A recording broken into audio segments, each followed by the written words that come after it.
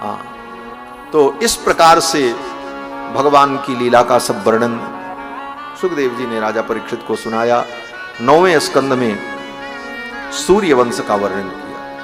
सूर्यवंश के वर्णन में अनेक प्रतापी राजाओं का चरित्र और भगवान श्री राम का पावन चरित्र सुनाया सुखदेव जी। भागवत में भी राम कथा है, लेकिन बहुत संक्षिप्त है।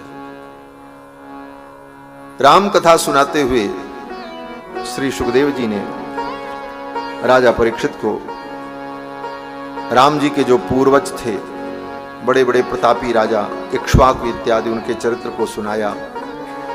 और फिर सुखदेव जी कहते हैं, राजन, इन्हीं के वंश में भगवान राम अवतरित हुए, जिन्होंने 13,000 वर्ष धरती पर रहकर प्रजा का पालन किया। श्रीमद् भागवत के अनुसार राम जी ने 13,000 वर्ष राज्य किया।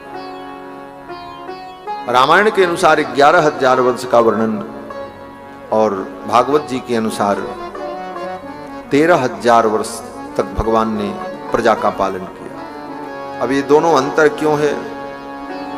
बोले, कल्प भेद हरिचरित सुहाये, भांति अनेक मुनीशन गाए। रामावतार का मुख्य चरित्र क्या है? सुखदेव जी कहते हैं, गुरवर्थे त्यक्त राज्यो। अपने पिता के लिए राम जी ने राज्य का त्याग कर दिया। गुरवर्थे त्यक्त राज्यो व्यचरद अनुवनम पद्म पद्भ्याम प्रियाया।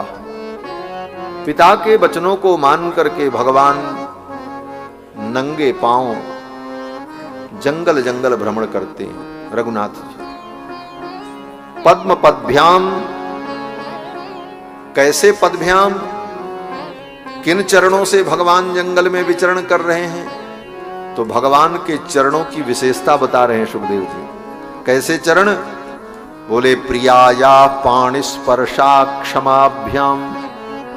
भगवान की प्रिया जो लक्ष्मी है, उन लक्ष्मी के कर कमल से स्पर्श के जो योग्य नहीं है, अर्थात लक्ष्मी भी अपने हाथ से भगवान के चरण का स्पर्श करती हैं तो उन्हें डर लगता है। भगवान के चरण इतने कोमल हैं। ऐसे कोमल चरणों से मृजित पथ रुजो यो हरीन्द्रानुजाभ्याम, ऐसे उन चरणों से भगवान नंगे पांव विचरण करते हैं। और भगवान के उन चरणों का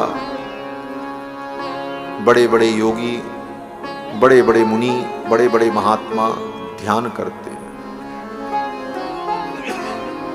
बड़े बड़े मुनि महात्मा भगवान के उस चरण कमल का ध्यान करते हैं, जिन चरण कमलों से भगवान ने कंटकाकीर मार्ग में भ्रमण किया। भगवान के उन चरणों में अनेक कंटक लगे, कांटे धंसे। उन चरणों का भक्त लोग स्मरण करते हैं। इस प्रकार श्री सुखदेव भगवान ने राजा परीक्षित को राम जी का पावन चरित्र सुनाया।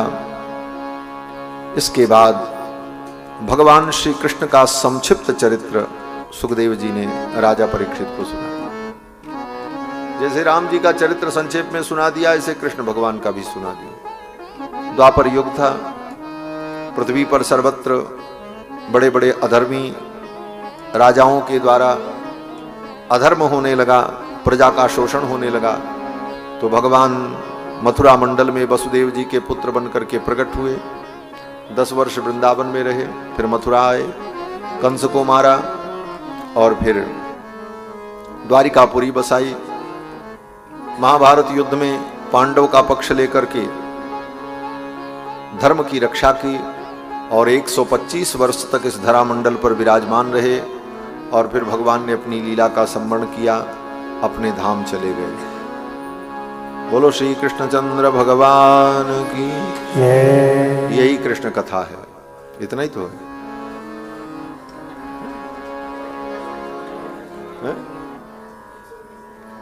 तो ऐसे ही सुनाया सुखदेव जी ने।